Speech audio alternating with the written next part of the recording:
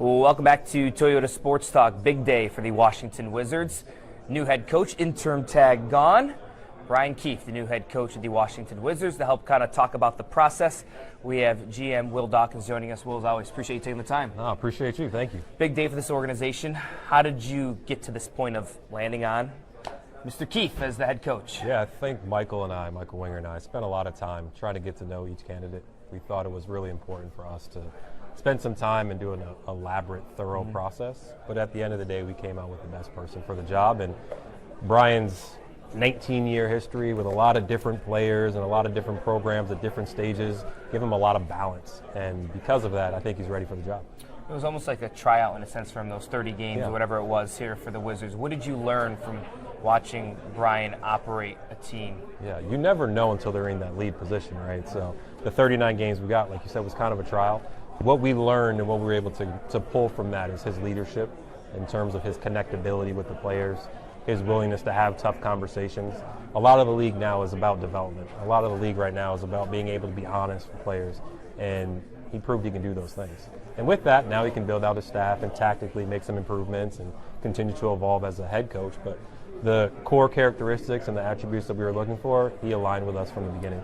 During the interview process, I got to imagine you probably talked to some of the players, the current players on the Wizards. What was some of the feedback they gave you about Brian? Yeah, mostly positive, I would say. A lot of the times during exit interviews, you sit down at the end of the season, you go through coaches, you go through support staff, and just try to get a feel from the players. Overwhelmingly positive with Brian. Obviously, there's some areas that we all know he can improve upon, which is great because he took those and he had the meetings with players as well. But they support. We're always going to at least listen to our players a little bit, see where they're at on things, but the staff as well. We sat down with the staff and the function leads, and they all had positive things just about collaboration and investment into people. And when you're starting with those things, I think you can build. A couple of buzzwords I took away from the press conference. One that stood out, aligned vision. Yes. Why is that so important where everyone is on board from Winger, yourself, and then Brian? Yeah, I think when everything's streamlined, then when mistakes happen, you know why they happen. If you're not necessarily connected or know what's going on or who dropped the ball or see things differently, you can have a hard time pinpointing where you have to course correct. So when you start off a line, I think everybody is in it for the right reasons. They feel like you have more support, and it's a lot easier. I think where we're at specifically with the team, it's vital and extremely important, but as you grow and build that foundation, kind of like a pyramid, you got to have the base and those habits really, really strong, and that's why being as streamlined and fluid will help us get through that a little quicker. Tactically, what do you think this team is going to look like, the identity under a Brian Keefe-led team? I think that's to be determined. We obviously have a draft coming up. A lot of pieces still moving so pieces. It's going to be some shifting. We haven't really had a chance to tweak the roster. But one thing I know, it'll be a defensive-minded team. You'll see a more consistent effort. Offensively, you'll see us play with pace. Our shot selection the second half of the year, just in terms of where we were taking shots, was elite in the top 5 within the league. So now we got to continue to work, put some time in, and make a little bit more of those. But you'll see a better shot diet. You'll see us playing faster, and you'll just see a team that's competing on the defensive end. During those 39 games, what type of improvements did you see from the team under Brian? I think a lot started with the individuals. So we saw individuals used differently. He definitely freed up Jordan, got the ball in his hands a little bit more, allowed him to kind of make more decisions. Bilal starting him, allowing him to guard the best player no matter who was on the floor, 2, 3, or 4, he was guarding them. Corey continuing to improve and get downhill, and Denny the strides he made. So individually made a lot of strides. As a team, we were a little better on the glass. We were more connected, speaking the same terminology. So a lot of those things, when you have the whole summer to kind of continue to double down on, I think you'll see a little bit more team results, but the individual stuff is there. Where this team is at right now, player development so crucial. Why is Brian so good at that?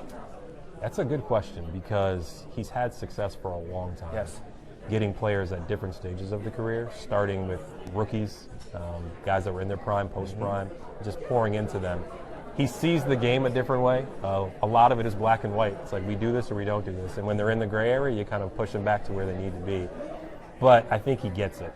And he meets people where they're at and has a vision for where they want to go. And he works with the players so they don't feel like they're being told what to do, but they're active participants in getting there. And once you have 1 or 2 or 3 guys you develop at a high level, it gets a little easier. But now I'm excited for like the staff he's going to hire, because he's going to hire people like himself that he used to be while also having the development mindset. So I'm excited for the wave of talent we're going to add to the organization on the bench. So 1 year in the books for yourself and Michael Winger. Yes. Give me kind of the state of the Washington Wizards right now, Will Dawkins. Yeah, I think we're still a team in transition. Okay. We're definitely still a team in transition, but we're a team that's excited about what's to come. We obviously have the draft coming up, and we're excited about that. Another chance to add a good young player to the piece. But we have some really good guys in the locker room, guys that have been working.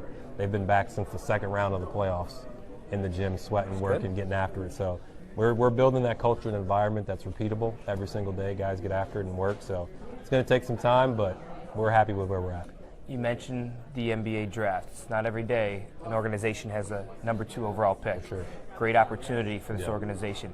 Take me through the process of trying to figure out who you're going to take with that number 2 pick. It's wild. Every day there's something going on in terms of film sessions, meetings, Zooms, player visits in DC.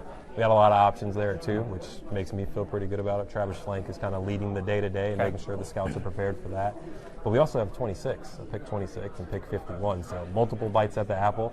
I think it's a deeper draft than people are leading on. You might not find the player early on at the top of the draft that has that instant success right away, but 2, 3, 4 years down the line with the right tutelage and the right opportunity to grow and play, I think you'll see some all-stars and some high-level talent. With that being said, as I mentioned, you don't always have that number 2 overall pick. How much pressure is that? Do you feel to hit? Like this is not an exact science. Never is. People don't understand that. Never is. It's hard to find that right fit. I mean, do you feel like that pressure in a sense, like we got to get this right? I definitely wouldn't call it pressure. Okay. I see it as an opportunity to really grow and learn.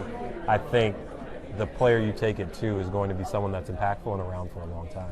And you just want to make sure that you pick the best player, and more so the best person for where we're at and this area. So the way I look at it is there's a lot of randomness, there's a lot of luck involved.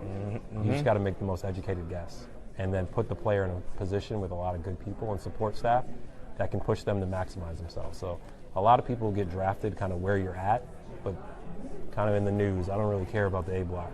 I'm more the B block guy. Oh my God, he's dropping news terms. Get me to the weather. Get me 5 days out, 5 years out, 7 days out. Okay. So I'm impressed, more Will looking Dawkins. at the B block. I need the weather. I am very impressed, Will Dawkins. As we wrap things up here, what kind of message you want to give to Wizards fans out there as still a transition period, kind of a new era with Brian in control? What do you want to tell the fans out there? Yeah, stay with us. Stay patient. We hear you. We see you. We appreciate the support when we see you in the arena. It's an intentional process that we're taking, and we're going to be strategic. We're not going to skip steps, but we want to build this thing for something that can last for a long time. And it takes time, but you can be proud of the guys we're going to continue to add, and eventually it'll be worth it. All right, Will Dawkins, appreciate your time. Thank you. We'll Appreciate talk you soon guys. with the NBA draft. Sounds good. Much more to come right here on Toyota Sports Talk. Stay with us.